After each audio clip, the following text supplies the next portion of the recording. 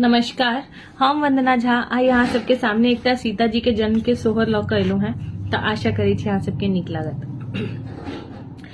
धन्य धन्य मिथिला नगरिया की, धन्य भेल जनकपुर हे। धन्य धन्य मिथिला नगरिया की, धन्य भेल जनकपुर हे। आहे धन्य भेल पुनौरा के धाम की, सिया जी जन्म लेल रे। आहे धन्य भेल पुनौरा के गाम की, सिया जी जन्म लेल रे। धन्य धन्य मिथिला नगरिया की, धन्य भेल जनकपुर हे।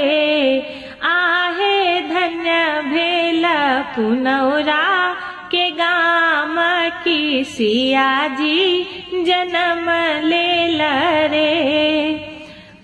मिथिला में पड़ल अकाल की, मच गेला हाहाकार रे। मिथिला में पड़ल अकाल के, मच गेला हाहाकार रे।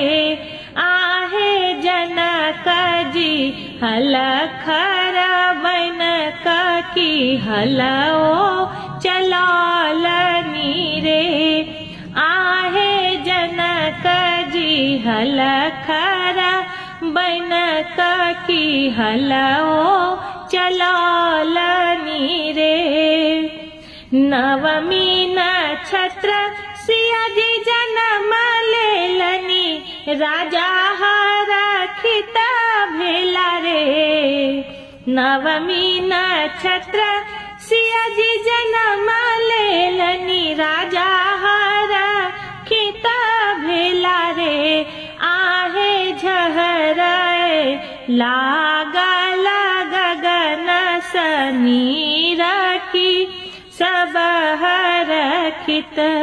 आहे झहराए लागल गगन सनीर की, देखी सब हरखित भेला रे।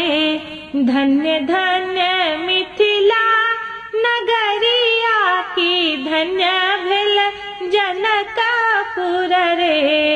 आहे धन्य भेल पुनौरा के धाम की, सिया जी जन्म लेल रे।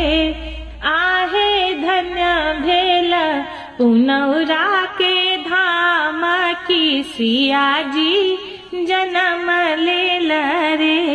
धन्यवाद।